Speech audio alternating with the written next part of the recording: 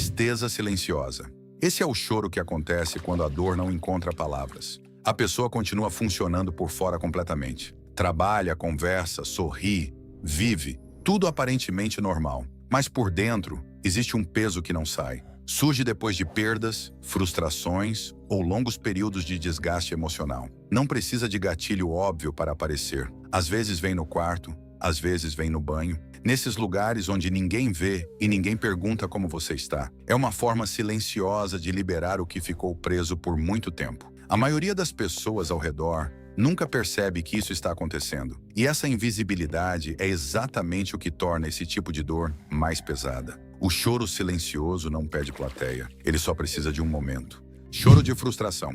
Esse choro aparece quando a realidade não acompanha o que você esperava. Um objetivo que falhou, um esforço que não gerou resultado, uma situação que parece profundamente injusta com você. A mente ainda está tentando processar a distância entre o que queria e o que aconteceu. Quanto maior o investimento emocional, maior a frustração quando não vem. Tempo, energia, expectativa. Tudo isso tem peso quando desmorona. O choro de frustração não é fraqueza, é sobrecarga de processamento. O cérebro chegou no limite do que consegue calcular em silêncio. E então as lágrimas aparecem como saída para o que não cabe mais dentro. É comum em momentos de cansaço acumulado e sensação de impotência. Não é desistência, é o corpo pedindo um momento para reorganizar tudo. Choro de raiva. Nem toda raiva aparece como gritos ou punhos fechados. Às vezes ela aparece como lágrimas, e isso confunde muita gente. A própria pessoa que chora pode se perguntar por que está chorando de raiva. Mas é simples. A emoção é forte demais para caber só em palavras. O corpo precisa de uma saída adicional para liberar a tensão acumulada. E o choro cumpre esse papel de forma automática e involuntária. Acontece em discussões, em situações de injustiça ou quando alguém se sente atacado. Também aparece quando a pessoa sente que não está sendo ouvida ou entendida. A raiva que não encontra expressão verbal vira lágrima. Não porque a pessoa é sensível demais, mas porque o corpo é honesto sobre o que está sentindo. Chorar de raiva não diminui a raiva, só mostra o quanto ela é real. Choro de alívio.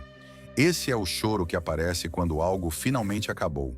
Uma prova difícil, um problema resolvido, uma ameaça que passou.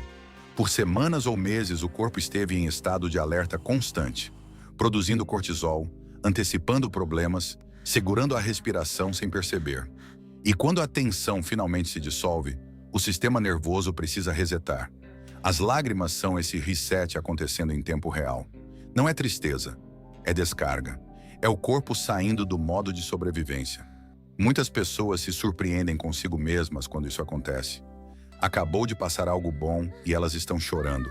Mas o alívio profundo e o choro têm a mesma origem. São duas formas do corpo dizer que agora, finalmente, pode descansar. Choro de empatia. Algumas pessoas choram vendo o sofrimento de outras pessoas. Num filme, numa história real, num relato de alguém próximo. Isso acontece porque o cérebro humano simula emocionalmente o que o outro está sentindo. Os neurônios espelho ativam como se a experiência fosse sua. A dor do outro vira dor sua, não de forma metafórica, mas neurológica. Pessoas com alta empatia sentem isso de forma mais intensa e frequente. O choro de empatia é um sinal de que a conexão humana está funcionando. É o cérebro dizendo: eu te vejo, eu te sinto, você não está sozinho. Num mundo que valoriza dureza e indiferença, isso pode parecer fraqueza, mas é exatamente o oposto. É a capacidade mais humana que existe. Sentir o que o outro sente, sem precisar viver o mesmo. Choro de exaustão emocional. Esse é o choro que não tem uma causa específica que você consiga nomear. Alguém pergunta o que aconteceu e você simplesmente não sabe responder. Não foi uma coisa só. Foi tudo ao mesmo tempo por tempo demais. Pressão no trabalho, preocupações com família, cobranças internas acumuladas. O corpo chegou no limite do que consegue segurar sem soltar. E então qualquer coisa, uma música, uma palavra, nada, é o gatilho. As lágrimas não são sobre aquele momento específico. São sobre tudo que ficou represado antes disso. O choro de exaustão é um sinal que o sistema nervoso emite quando está saturado. Não é drama, não é fraqueza, é fisiologia. O corpo não pede permissão para liberar o que já passou da capacidade. Choro de rejeição. Ser ignorado dói de uma forma que vai além do emocional. Estudos mostram que rejeição social ativa as mesmas áreas cerebrais que a dor física. Não é metáfora, é literalmente o mesmo mecanismo neurológico. Sentir que não é visto, valorizado ou aceito dispara um alarme primitivo, porque pertencer a um grupo foi, por milênios, uma questão de sobrevivência. O cérebro ainda reage com a mesma urgência de quando a exclusão era perigosa. E então vêm as lágrimas, carregando tudo isso junto. A rejeição não precisa ser dramática para doer profundamente. Um silêncio onde deveria haver resposta já é suficiente. Uma exclusão sutil que ninguém mais percebeu já é suficiente. O choro de rejeição é o corpo processando uma ferida que a maioria não vê, mas que quem sente sabe exatamente o quanto corta. Choro de culpa. Esse choro nasce do reconhecimento de que algo que você fez causou dano. E não é punição, é consciência moral em funcionamento.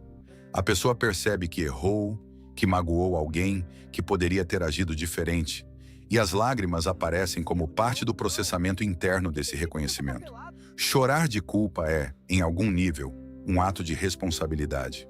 É o oposto de quem ignora o impacto das próprias ações. Mas a culpa que não se transforma em mudança vira apenas sofrimento circular.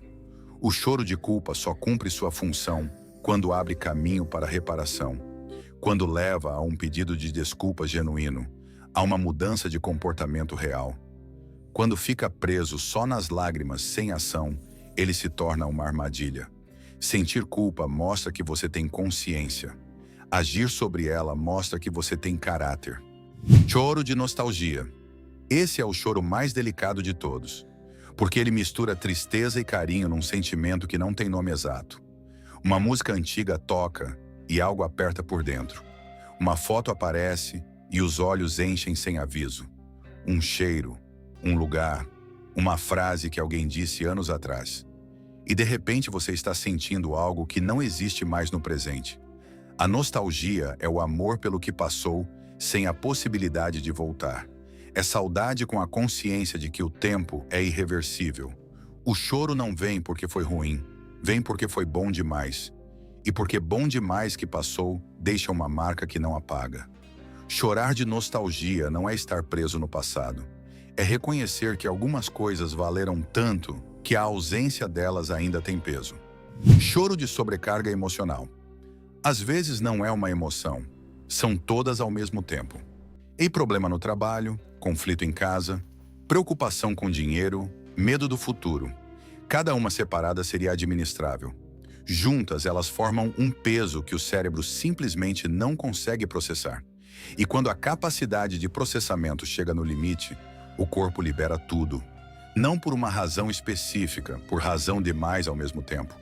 O choro de sobrecarga emocional é o sistema nervoso fazendo regulação automática. É o mecanismo mais primitivo de alívio que o corpo humano possui. Depois que passa, muitas pessoas relatam sentir leveza, clareza, até cansaço bom. Como se algo pesado tivesse sido colocado no chão finalmente. Chorar quando está sobrecarregado não significa que você quebrou. Significa que o seu corpo sabe exatamente o que precisa fazer para continuar.